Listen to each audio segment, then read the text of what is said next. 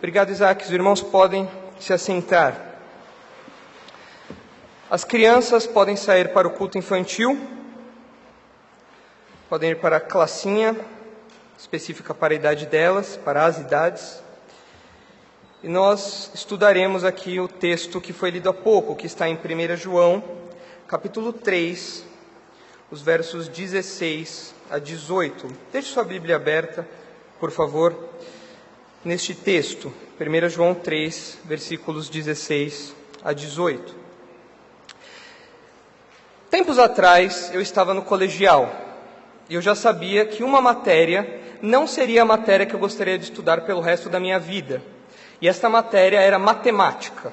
Eu não suportava matemática, eu acredito que muitos aqui partilham dessa minha opinião. Pois bem, eu não gostava de matemática. Mas eu me lembro que eu já não gostava de matemática, eu já não me dava bem com matemática, quando você tinha apenas números. Quando você tinha que fazer contas, 1 mais 1, 2 mais 2, eu já tinha alguma dificuldade. Então vieram as contas de dividir com vírgula. Aí já era. Desde então eu nunca mais fui amigo da matemática, e a matemática nunca mais foi minha amiga também. Para completar, depois, já não bastasse os números com vírgula, não bastasse as frações, as professoras colocaram letras no meio das contas. Era o X, era o Y, era o A, era o B, e se eu já me embaralhava com números, agora com letras, então era um alfabeto de confusão inteiro.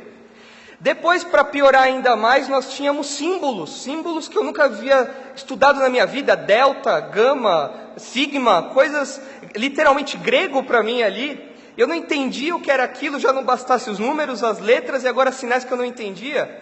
E depois, para piorar a situação, porque pode ficar pior, né? Sempre fica pior a matemática, é incrível isso. Você tem desenhos também. Você precisava fazer gráficos, você precisava colocar todas as informações que você arduamente havia compilado, calculado em gráficos. E o meu gráfico sempre era errado e eu sempre ia mal em matemática. Pela graça de Deus, eu não reprovei em matemática e consegui ir para a faculdade. Mas essa foi a razão pela qual eu escolhi publicidade, comunicação, que não tem nada de números. Para minha infelicidade, eu ainda tive 2 matérias na faculdade com contas ainda. Pois bem, pela graça de Deus, passei também. Mas o fato é que além de você precisar fazer todas essas contas, além de você precisar raciocinar matematicamente, você precisava decorar uma série de fórmulas, não é? Provavelmente você se lembra de uma ou outra fórmula aí do ensino médio, você se lembra de alguma na sua cabeça. De tanto repetir, você acaba decorando. Mas eu nunca tive facilidade para decorar fórmulas também. Talvez um dos motivos pelos quais eu também não gosto de matemática. Mas eu acredito que exista uma fórmula que, mesmo que nós não gostemos de matemática, existe uma fórmula que todo crente precisa conhecer de ponta a ponta. Existe uma fórmula fundamental para a nossa vida cristã. Calma, é uma fórmula simples, eu não vou misturar números, letras, não vou fazer nada disso. É uma fórmula muito simples que eu quero construir esta noite com os irmãos, baseado neste texto que nós lemos há pouco, o texto de 1 João 3, os versos 16 a 18. E ao longo deste estudo, ao longo da exposição desta noite, eu quero construir com os irmãos a fórmula do amor. Isso não é uma reunião de casais, então é óbvio que eu estou falando do amor cristão, ok? Estou falando do amor que nós devemos ter uns para com os outros. Por favor, Lucas, coloque a fórmula que nós vamos começar a construir. Eu quero dizer para os irmãos, então, que ao longo desta noite, nos próximos minutos, nós construiremos uma fórmula simples. Se você não gosta de matemática, assim como eu, não se apavore, ok? Eu estou prometendo, eu que não sou bom em matemática, estou prometendo que a fórmula é simples. E esta fórmula será a base, uma das bases para a nossa vida cristã. É fundamental que nós compreendamos esta fórmula, porque ela emana, ela brota deste texto que está diante de nós. E é a fórmula do amor cristão. Do que o amor cristão é formado. Eu gostaria de mostrar para os irmãos nessa noite 3 elementos que compõem essa fórmula, ok? 3 elementos que compõem o amor cristão. Já que o apóstolo João é conhecido por ser o apóstolo do amor, pois bem, vamos explorar então o que ele fala a respeito do amor cristão. E o primeiro elemento que compõe o amor cristão começa com a letra D. D de doação voluntária. Pode colocar, por favor, Lucas, o primeiro elemento que compõe esta fórmula. D de doação voluntária. Este é o primeiro elemento da fórmula do amor cristão que João nos apresenta. Isso está claro no versículo 16.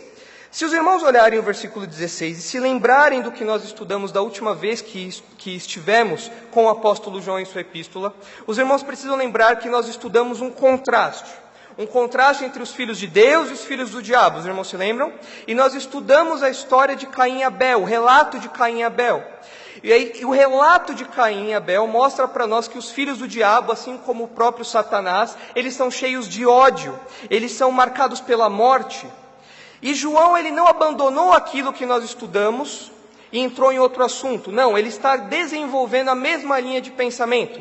Mas nós não pudemos estudar toda a linha de pensamento dele em um culto apenas. Então nós vamos dar sequência ao que João começou a nos falar na última vez que estudamos.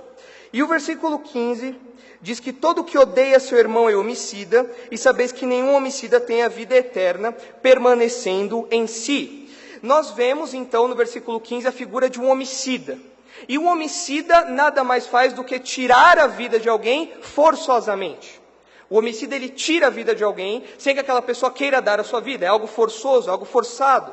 O homicida, ele tira a vida de alguém forçosamente. Mas existe um contraste aqui, que acompanha os contrastes que João está traçando entre os filhos de Deus e os filhos do diabo. E o contraste é que enquanto os filhos do diabo tiram a vida forçosamente, enquanto Satanás tira a vida forçosamente, um homicídio, o Cristo e os filhos de Deus, eles dão a sua vida voluntariamente. É importante que nós tenhamos este pano de fundo em mente, este contraste, esse grande contraste em mente, para que nós entendamos a fórmula que está projetada na tela. E isso começa a ser construído a partir do versículo 16. Cristo dá a sua vida voluntariamente. Esta é a razão pela qual o primeiro elemento da fórmula cristã, do amor cristão, é a doação voluntária. Volte os seus olhos para o versículo 16, vamos lê-lo novamente. Nisto conhecemos o amor. Cristo deu sua vida por nós e devemos dar nossa vida pelos irmãos. É um versículo claro, João é muito claro na aplicação dessa verdade.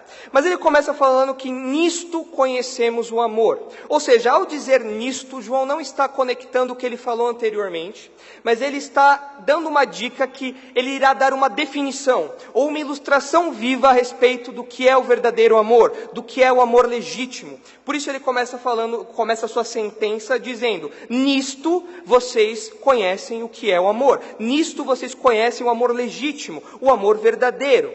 E é importante que nós tenhamos essa definição de João aqui, especialmente porque ele fala sobre conhecer o amor, porque nós já sabemos que os falsos mestres gnósticos, nós já sabemos que os homens que perturbavam a paz daqueles crentes, eles se gabavam de ter conhecimentos especiais sobre tudo que se refere à vida cristã. E provavelmente, com muita certeza, na verdade, eles diziam ter um conhecimento especial, um conhecimento que foi dado a eles, que ninguém mais tinha, um conhecimento especial a respeito do amor. Mas o apóstolo João está combatendo isso, falando que o que podemos saber sobre o amor já foi revelado aos crentes.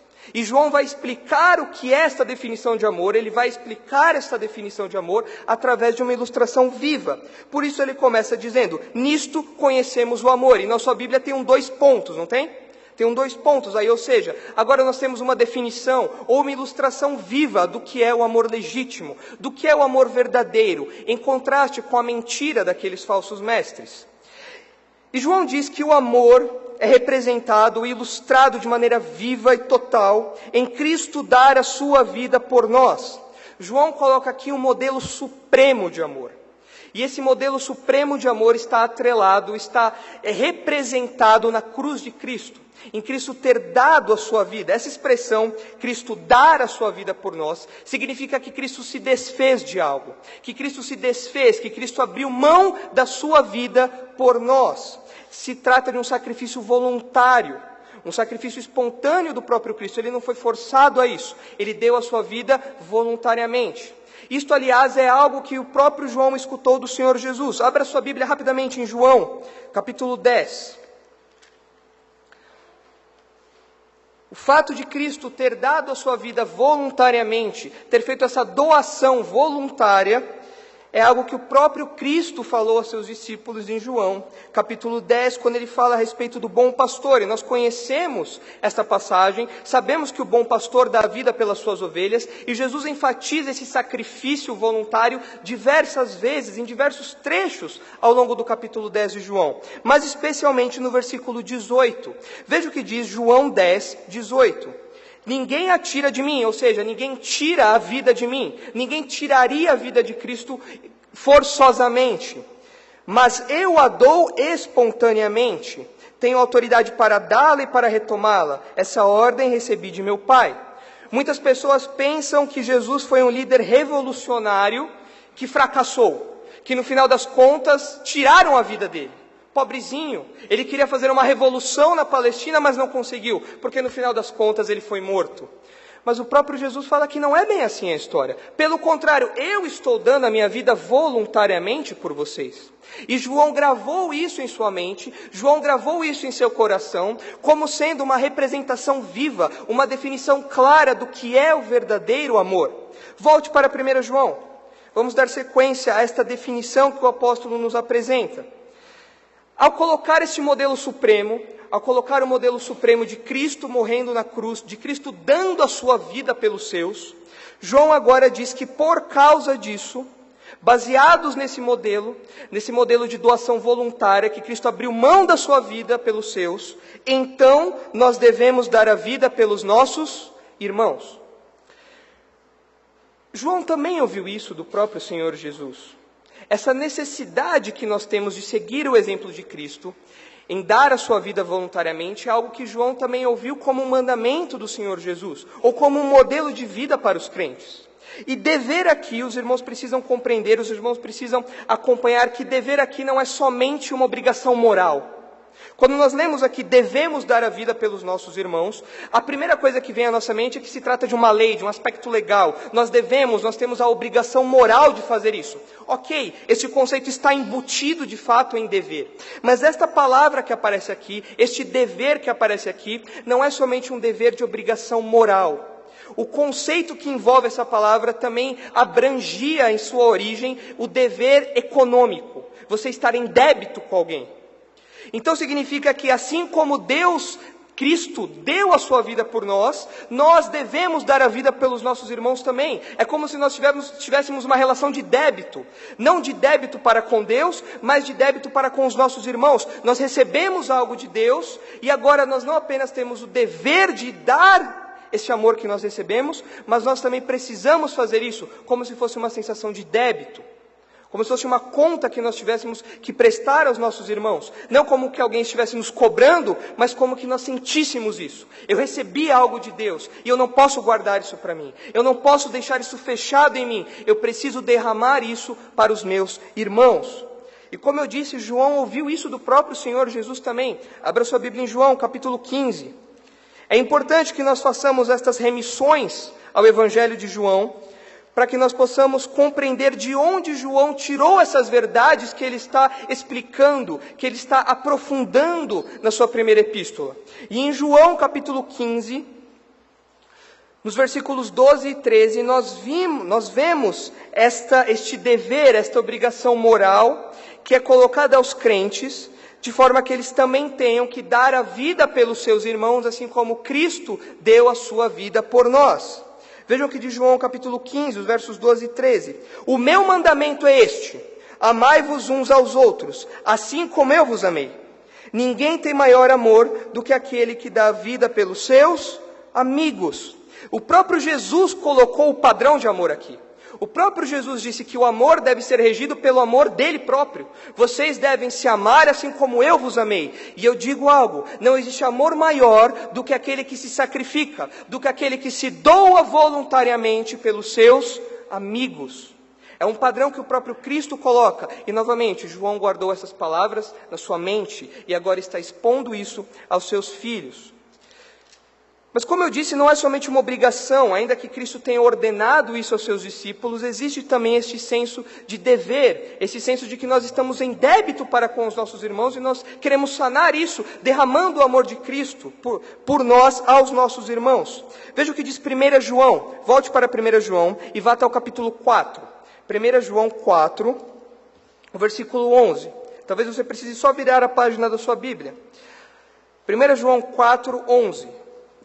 Amados, se Deus nos amou assim, nós também devemos amar uns aos outros. Aqui novamente não é a questão de uma obrigação moral, mas é de uma reciprocidade. Da mesma forma que Deus nos amou com tamanho amor, este amor deve ser derramado para com os nossos irmãos. O apóstolo Paulo também fala disso em Romanos capítulo 13.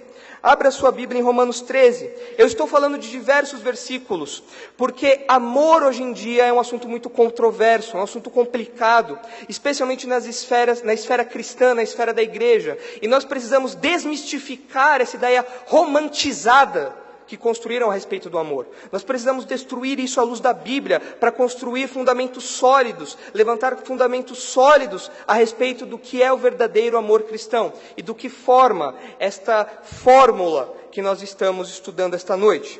Veja o que diz Romanos capítulo 13, o versículo 8.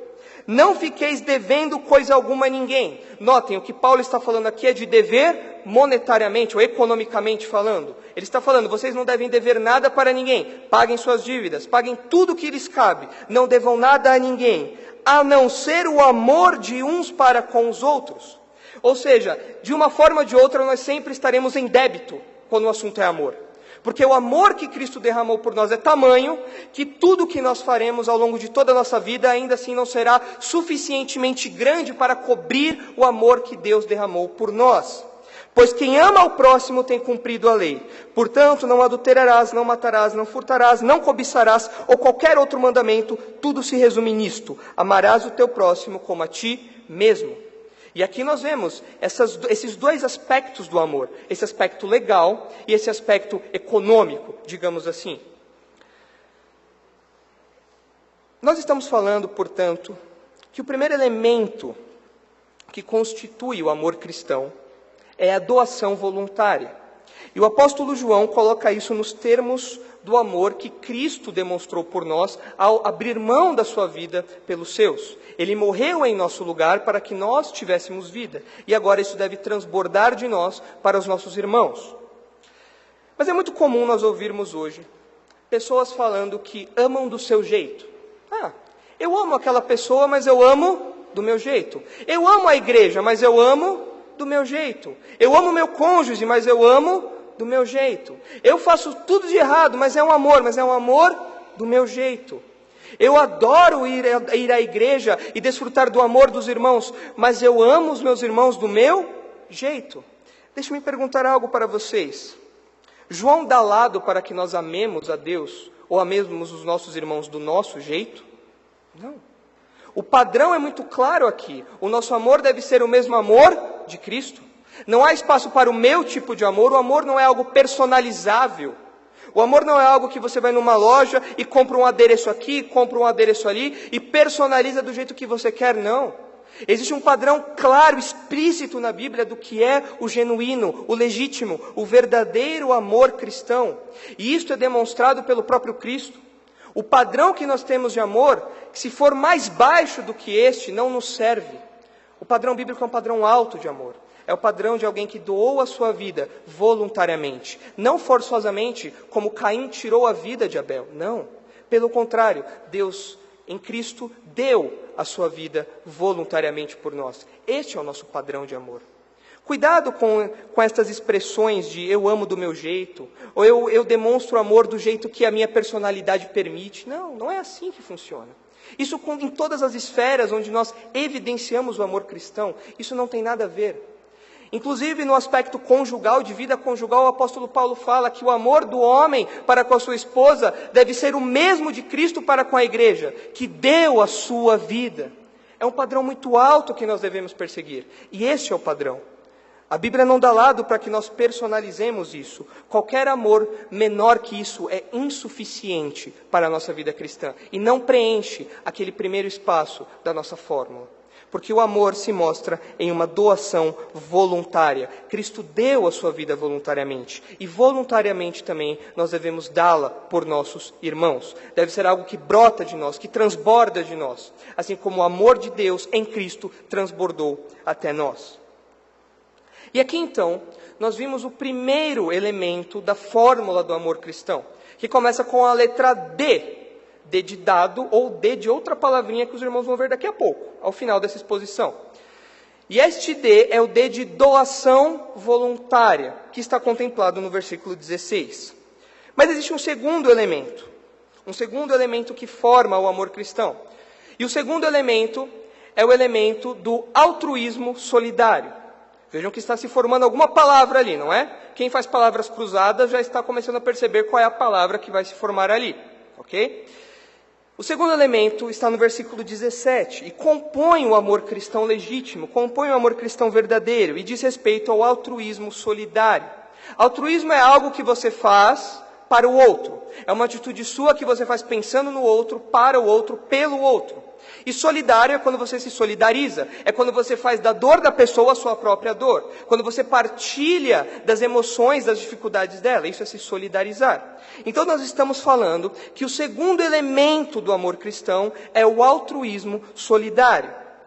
E nós, graças a Deus, podemos descansar entre esses espaços que nós temos, entre essa passagem que nós temos dos versículos 16 para o versículo 17. Por quê?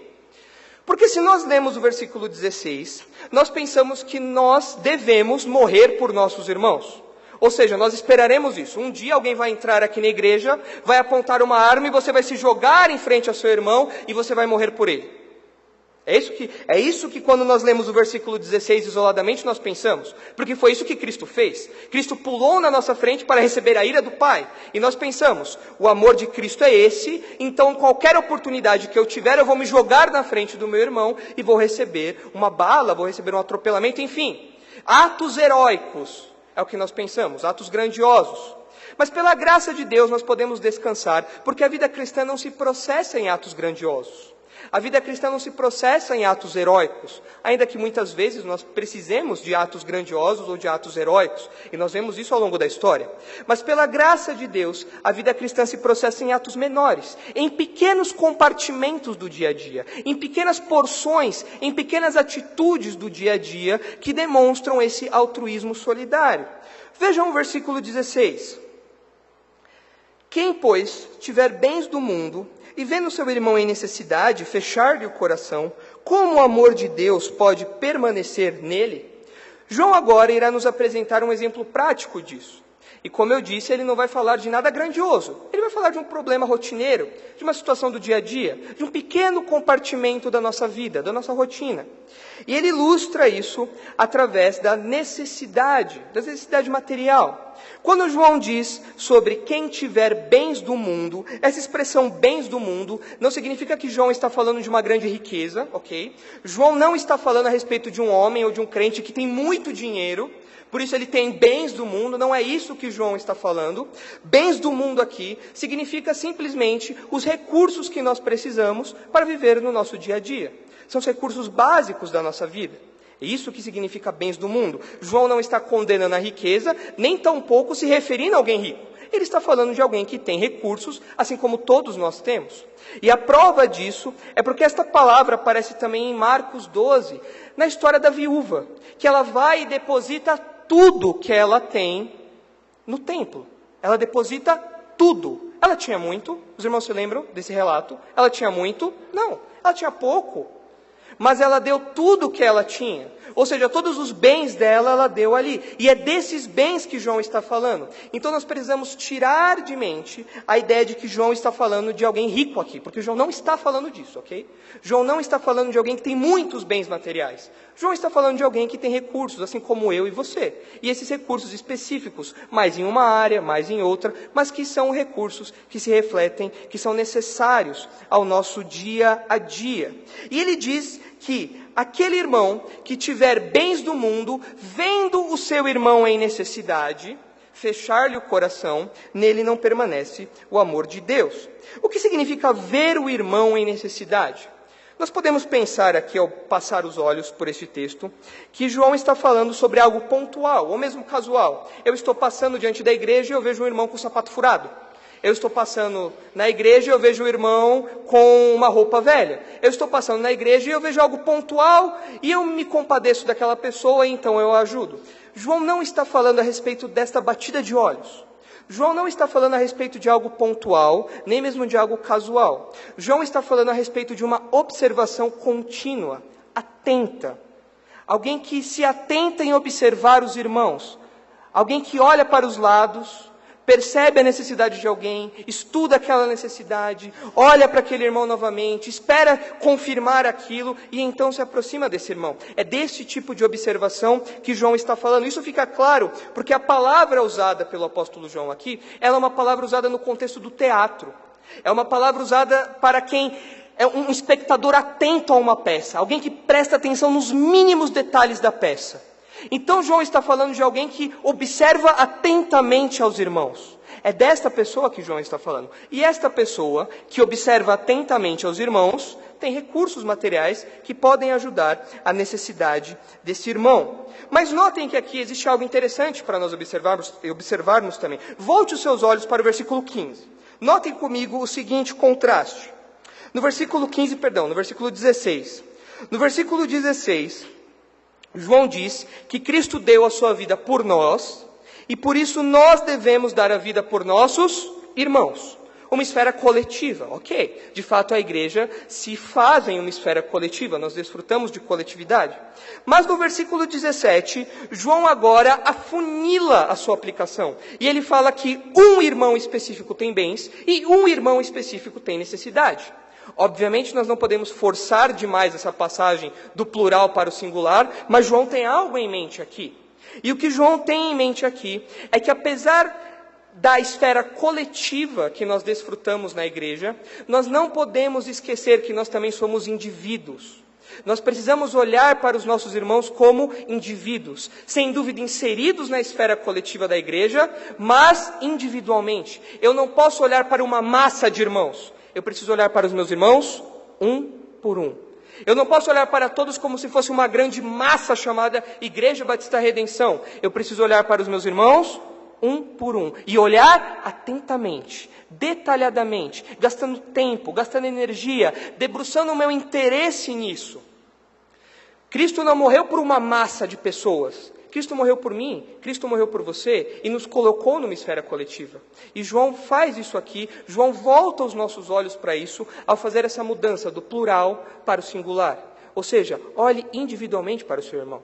Olhe individualmente para as necessidades dele, para as necessidades específicas dele. Atente-se a um irmão de cada vez. E você verá que esse irmão tem necessidades. Não deixe de focar nos indivíduos, ainda que a igreja seja um grupo. Não faça isso. É isso que João nos ensina nessa passagem do versículo 16 para o versículo 17. E é importante nós ressaltarmos aqui um parênteses. Eu quero fazer esse parênteses de maneira breve, de maneira rápida, para que nós não demoremos muito neste assunto que tangencia este texto. João, tanto no versículo 16, eu estou abrindo parênteses, me acompanhe. João, tanto no versículo 16, quanto no versículo 17, João limita a abrangência deste socorro material ou desta atenção que os crentes devem ter. No versículo 16, ele fala que nós devemos dar a vida pelos nossos irmãos. No versículo 17, ele fala que aquele que vê um irmão em necessidade deve ajudá-lo. Ora, João está limitando a abrangência desta ajuda ou deste auxílio atento.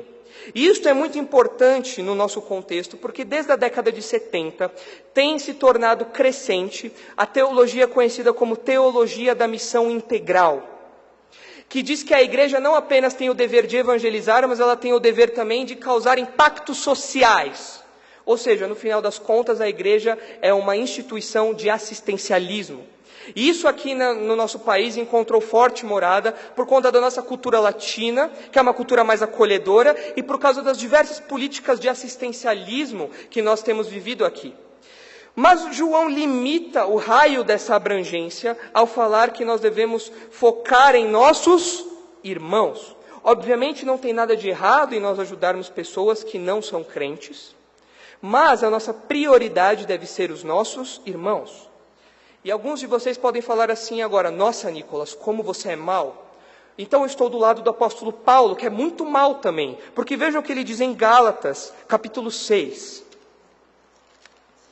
É muito importante que nós frisemos isso, que nós façamos este parênteses, porque João está falando a respeito de pessoas na igreja.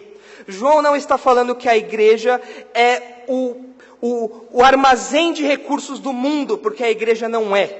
A igreja não é isso. A igreja serve para amparar as necessidades daqueles que estão dentro das fronteiras do reino de Deus. O que a igreja leva para fora é a proclamação do evangelho, mas não esses recursos, como muitos pensam e abraçam a teologia da missão integral. Eu digo que a teologia da missão integral é a teologia da dieta. Porque quando você está de dieta, você come tudo integral, não é? Você come bolacha integral, arroz integral, é tudo integral. Só que qual é o problema? Você fica com a barriga cheia e com o coração vazio, né? Essa é a verdade da dieta. Você fica com a barriga cheia e o coração vazio. Essa é a teologia da missão integral. Eles deixam todos com a barriga cheia, mas com o coração vazio. Vazio e sedento pelo evangelho, ao colocar a igreja na postura de uma instituição de assistência. Não é isto que João está falando. E veja o que o apóstolo Paulo diz em Gálatas, capítulo 6, o verso 10. Assim, enquanto temos oportunidade, façamos o bem a todos. Ótimo.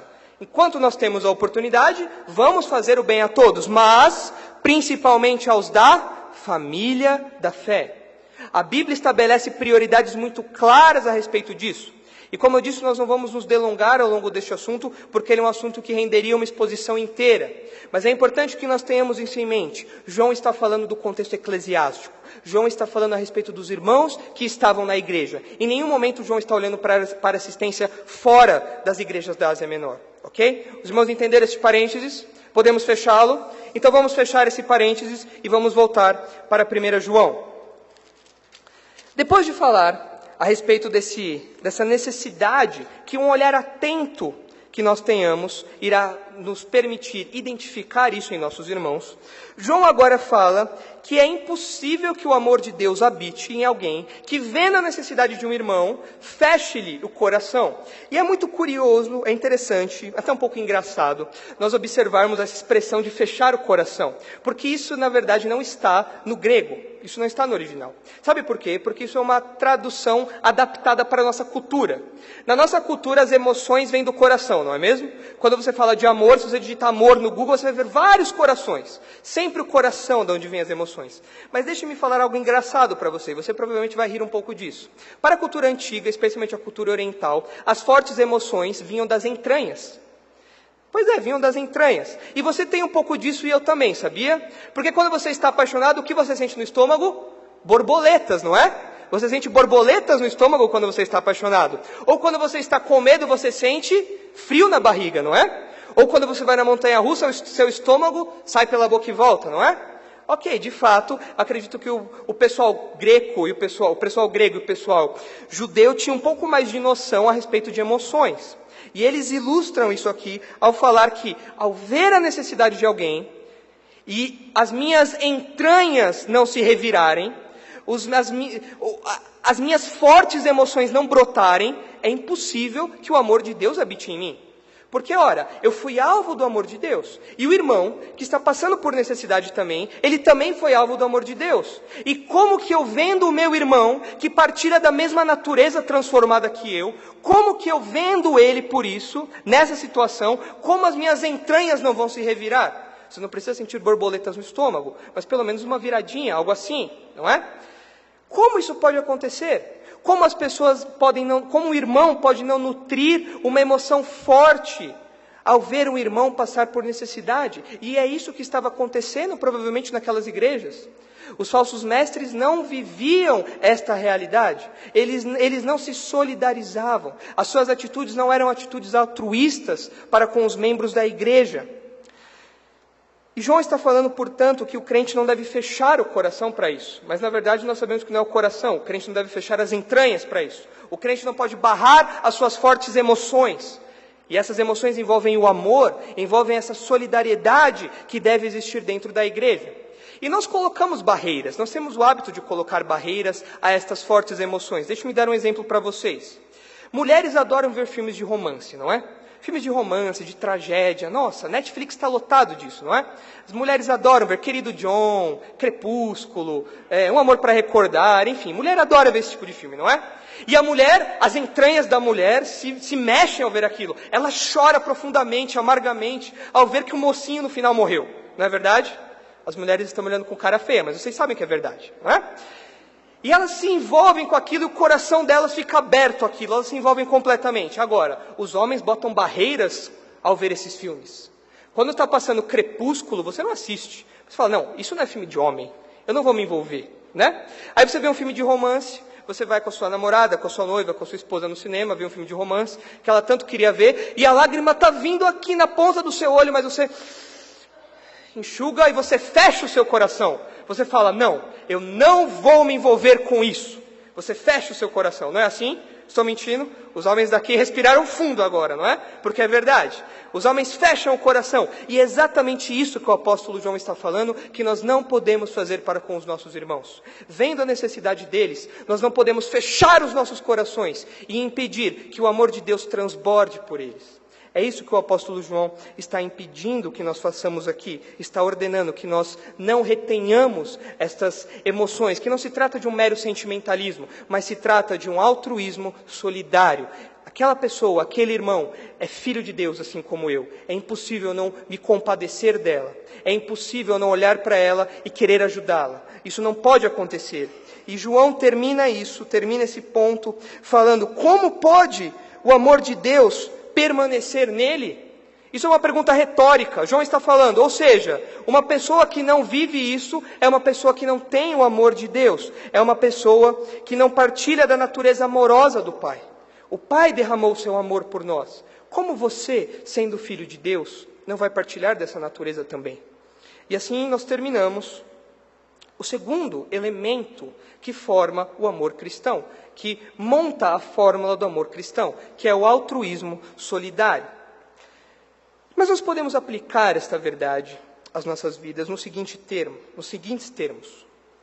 O apóstolo João, como eu disse, ele muda do contexto plural para o contexto singular. Os irmãos se lembram? Eu falei isso agora há pouco. João foca em um irmão, ilustra isso a partir de um irmão.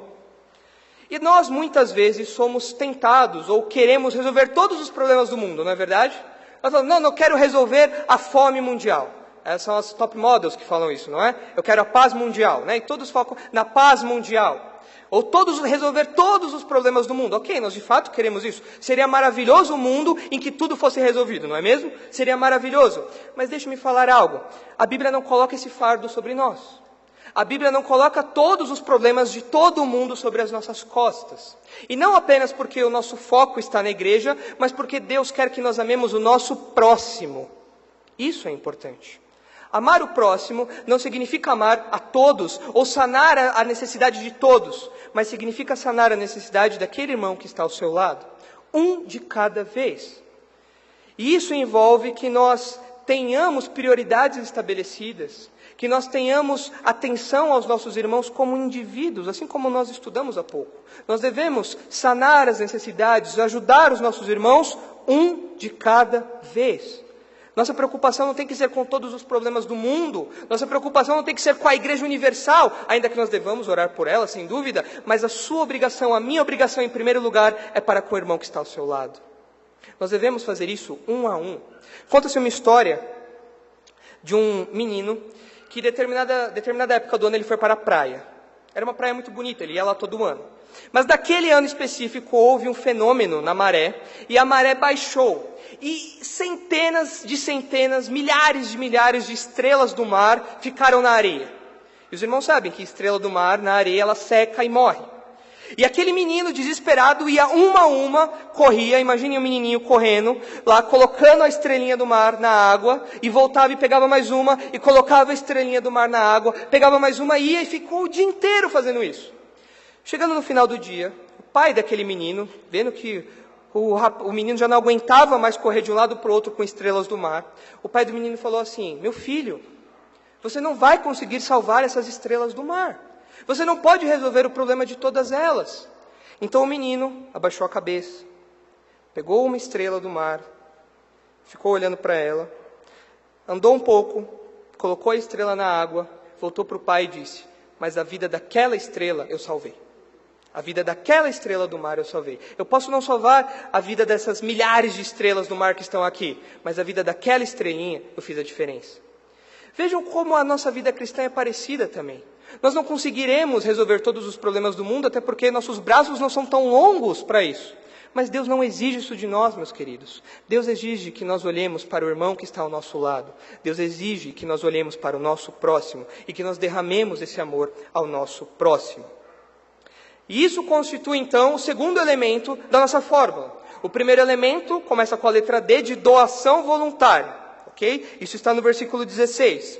E o segundo elemento, começando com a letra A, fala a respeito do altruísmo solidário, algo que nós fazemos para os outros, pelos nossos irmãos. E agora nós vamos completar a nossa fórmula, ok? Se você faz palavras cruzadas, você já imagina a letra que vai vir aí. E você sabe que a letra R, por favor, é o R de realidade prática. Ou seja, agora nós terminamos a nossa fórmula. E você pode levar isso para a sua casa e colocar em prática. Porque amor é igual a dar. E dar é um verbo constante que nós percebemos ao longo deste texto que nós estamos estudando. A realidade, o conceito de doação voluntária, o conceito de altruísmo solidário e o conceito que nós veremos agora de realidade prática, abarca completamente a realidade do verbo dar. Amor é igual a dar. E no versículo 18, nós temos a conclusão disso. João nos apresenta a conclusão desta fórmula a respeito do amor cristão. E o terceiro elemento é a realidade prática. Veja o que ele diz no versículo 18. Filhinhos, não amemos de palavra nem de boca, mas em ações e em verdade. João aqui agora ele faz um duplo paralelismo. E eu preciso que os irmãos me acompanhem aqui agora para que nós não nos perdamos, ok? João ele fala que nós não devemos amar de palavra nem de boca, mas em ações e em verdade. Notem que João ele vai relacionar essas palavras. E é importante que nós entendamos essa relação para que nós construamos corretamente esse conceito de realidade prática. Os falsos mestres eram homens muito bons em falar, mas péssimos em fazer. Eles eram homens de um papo excelente, mas ação zero. Eles tinham braço curto, eles não faziam nada. Eles falavam muito e não faziam nada. E João agora vai combater isso. João vai falar que o amor cristão não é assim. O amor cristão não se processa assim na vida cristã. E ele fala que nós não devemos amar de palavra. E quando ele fala de palavra, os irmãos precisam olhar para o versículo 18 e nós precisamos entender que ele está contrastando palavra com ação. Isso nos traz uma luz a respeito do que João quer dizer. João está falando que nós não devemos amar com palavras apenas, mas em ações também. Daí nós falarmos que isso se trata de uma realidade prática. Os falsos mestres, eles haviam abraçado conceitos lindos a respeito do amor. Eles haviam abraçado os conceitos filosóficos magníficos. Eles haviam abraçado palavras. E eles pronunciavam, portanto, palavras. Eles não haviam recebido a realidade do amor de Deus. Eles haviam recebido apenas palavras. Palavras vazias, conceitos. Mas João fala que não basta você se apegar a conceitos. Você precisa também agir. Esse contraste é importante. Não amemos de palavra nem de boca, mas em ações e em verdade. E ao falar da boca, ele está falando de pessoas que talvez nos nossos dias seria um ditado parecido com da boca para fora. Pessoas que falam da boca para fora. Pessoas que apenas falam, mas que não vivem aquilo. E isso contrasta com a verdade que está no final do versículo 18. Notem esses paralelos então. Palavra e ação. Boca, ou da boca para fora, com verdade. Com verdade, João está querendo dizer que nós não podemos amar da boca para fora. Que isso precisa transbordar de uma realidade dentro de nós. Isso precisa transbordar da realidade do amor de Deus que foi outorgado a nós. Isso precisa ser real, isso precisa ser verdadeiro em nossa vida.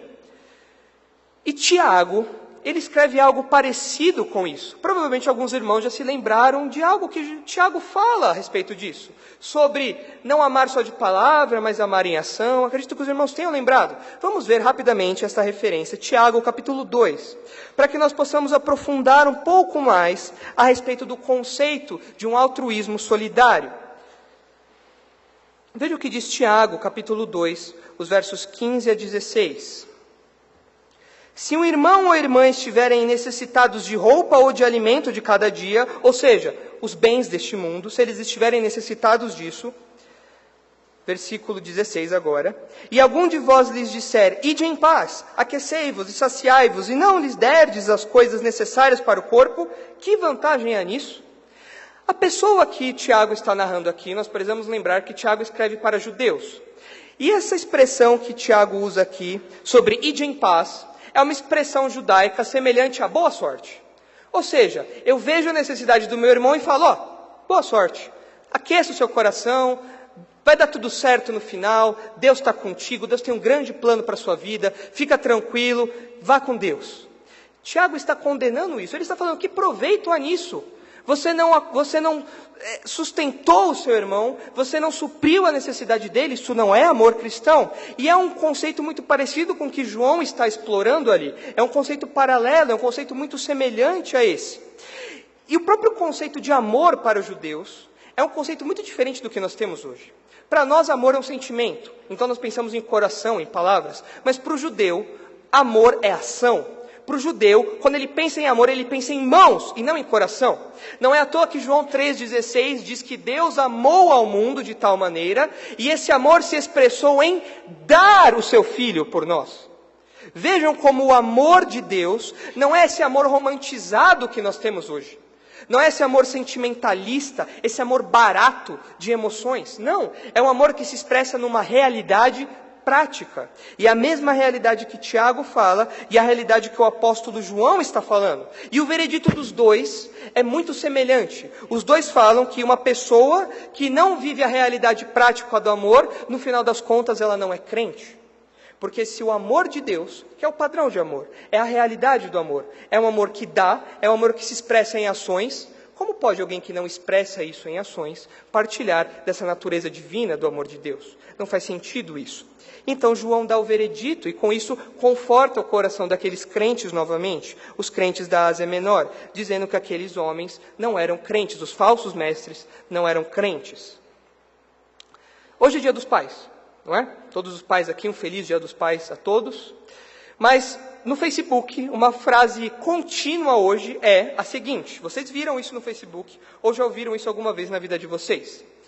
Não basta ser pai, precisa participar. Ok, agora vamos trazer isso para a realidade da igreja. Exatamente a mesma coisa que Tiago e João estão falando. Não basta você ser irmão, você precisa participar. Você precisa participar da vida do seu irmão, olhar atentamente a ele, olhar para o seu próximo, visando a suprir as necessidades dele. E essas necessidades podem ter muitas formas. E existe um custo nisso. E muitas vezes nós não estamos dispostos a pagar esse custo. E o custo é que muitas vezes as nossas emoções não acompanharão as nossas ações. Afinal de contas, deve ter sido muito prazeroso para Jesus morrer na cruz por nós, não é? Foi muito bom, não é? Mas não é essa a expressão de amor? Se é essa expressão de amor, e Cristo sofreu por nós, será que o nosso amor sempre será acompanhado pelas nossas emoções? Será que nós sempre demonstraremos o nosso amor com um grande sorriso? Será que nós sempre demonstraremos o nosso amor de uma maneira espontânea, de uma maneira leve? Ou será que muitas vezes isso será custoso para nós? Isso pode custar muito de nós, irmãos. Isso pode custar o nosso tempo. Isso pode custar a nossa concentração. Afinal, nós precisamos olhar atentamente para os nossos irmãos. Nós precisamos prestar atenção neles. Isso pode nos custar organização também, porque nós precisamos estabelecer prioridades para ajudar os nossos irmãos. Há um tempo atrás, nós estudamos a respeito de prioridades. Os irmãos se lembram? Nós estudamos que para servir melhor, nós precisamos estabelecer prioridades. E amar os nossos irmãos exige organização e exige o estabelecimento de prioridades também. Nós precisamos ser organizados para que possamos ajudar aos nossos irmãos. Isso pode custar também o seu tempo de comunhão.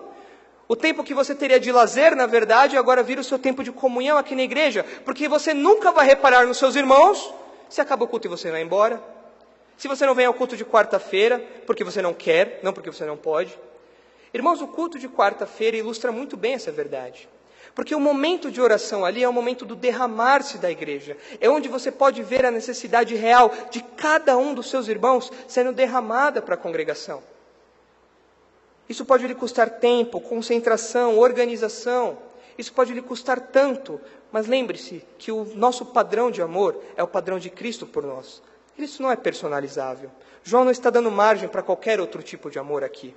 Se este amor custou a vida do próprio Cristo, Não há problema algum em nós darmos o nosso tempo, em nós darmos os nossos recursos, em nós organizarmos a nossa vida para que possamos servir melhor. O padrão de amor de Cristo é alto e este deve ser o nosso padrão. Isso ilustra, finalmente, a fórmula do amor cristão. Ok? Eu falei que era fácil, não é? É simples essa fórmula, não é? É a fórmula onde o amor cristão é igual a dar. E esse dar, essa atitude de dar, é manifesta, é expressa em uma doação voluntária. A doação que Cristo fez da sua vida voluntariamente por nós. É expressa também em uma atitude altruísta e solidária pelos nossos irmãos. Olhar as necessidades do nosso próximo e viver, demandar recursos, despender tempo para que nós possamos suprir essas necessidades.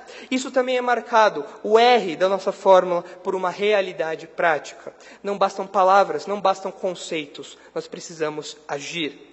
E esta é a fórmula do amor cristão que João apresenta para nós. Não é romântico, mas é bonito, ainda assim, que ilustra de maneira viva o amor que você recebeu, o amor que eu recebi, e agora que nós precisamos transbordar uns aos outros. Vamos orar. Senhor, obrigado pelo seu amor derramado em nossas vidas, Pai. Obrigado porque agora, através do seu Espírito, nós derramamos este amor que nós recebemos aos nossos irmãos.